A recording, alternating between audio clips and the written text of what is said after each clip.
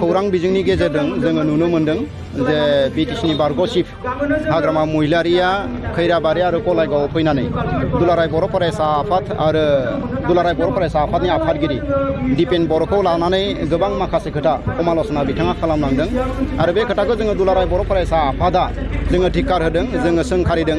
मानोना दुलाराय बर' फरायसा आफादखौ लानानै बिथाङा जिखिनि बाथ्रा बुंदों बे गमामायैनो बे मुगैथावना आरो बेबायदि सोंखारिनिफ्राय हाग्रामा महिलारिया जाहाथे गोजानाव थायो बे खोथाखौ दिनैनि नैबे हाबाफारिनि गेजेरजों जोङो बिथांखौ जोङो फोरमायहरदों आरो मैयायै जिखिनि दुलाराय बर' फरायसा आफादखौ बिथाङा सोंखारिबाय बेखायनो दिनै जोङो हाग्रामा महिलारिनि मुसुखाखौ गलायगाव आन्चलिक एबसुनि लांगोना मोखांनिफ्राय जोङो रेलि खालामनानै नैबे गलायगाव टाउननि माजमजिया गेजेर जायगायाव जोङो बिथांनि मुसुखा बानायना जोङो सावनो नागिरदों। कारना जाबाय हाग्रामा महिलारिया जाहाथे भबिष्यतआव दुलाराय बर' फरायसा आफादखौ गावनि राजखान्थिनि लाबा लाबनि थाखाय जाहाथे बिथाङा दुलाराय बर' फरायसा आफादखौ सोंखारिनाय बा दुलाराय बर' फरायसा आफादनि सायाव बा एबसुनि आफादगिरिनि सायाव बिथाङा जाहाथे गाज्रि गाज्रि बाथ्रा बुङा बेनि थाखाय जोङो नैबे हाबाफारिनि गेजेरजों जोङो बिथांखौ सोंखारि हरदों। बिथाङा राजखान्थियाव बबे राजखान्थियाव थानानै राजखान्थि खालामो जोंहा बुंनांगौ गैया। दुलाराय बर' फरायसा आफादखौ इउपिपिएलजों बिथाङा रुजुदों, नाथाय दुलाराय बर' फरायसा आफादनि जोनोम जानाया दिनैनिफ्राय 55 बोसोर सिगांनि। इउपिपिएल राजखान्थि हान्जाया दिनै गोदानसो। दा बेखायनो इउपिपिएल राजखान्थि हान्जा आरो दुलाराय बर' फरायसा आफाद बे आलादा आलादा। राजखान्थि हान्जाया राजखान्थि हान्जानिनो खामानि मावगोन, नाथाय जोङो एबसु हिसाबै जों एबसुनि खामानिखौनो मावलांबाय थागोन।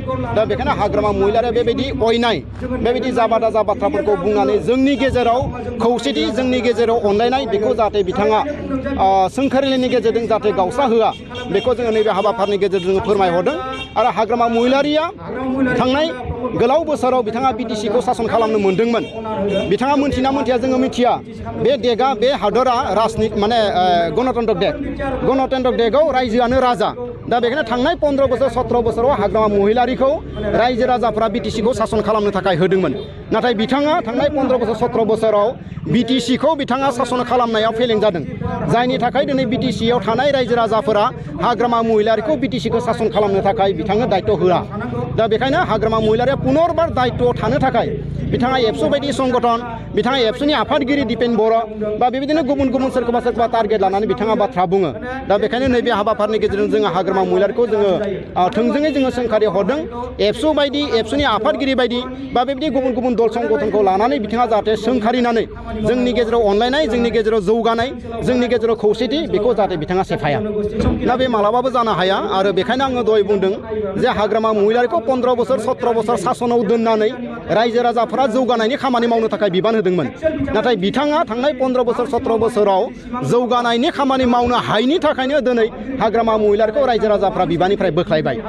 आरो बिथांनि जायगायाव गुबुन मानसि लानानै फैदों मानगोनां प्रमद बर' बिथांखौ। आरो थांनाय गोलाव समाव हाग्रामा महिलारिया एबसुखौ टारगेट लाबोनाया दिनै गोदान बाथ्रा नङा, बे गोजाम बायदि जाफैबाय, नाथाय बिथाङा फेलें जादों। आरो फेलेंनि कारनाव जादों जिहेतु रायजो राजाफ्रा हाग्रामा महिलारिखौ नायगिरला। दा बेखायनो बिटिसिखौ बासायनो थाखायसो, बिटिसिखौ रैखाथि होनो थाखायसो हाग्रामा महिलारिखौ राजखान्थि माने बिबाननिफ्राय बा बिथांनि जि पावार राजखान्थि जि गादिनिफ्राय बिथांखौ बोखारदों।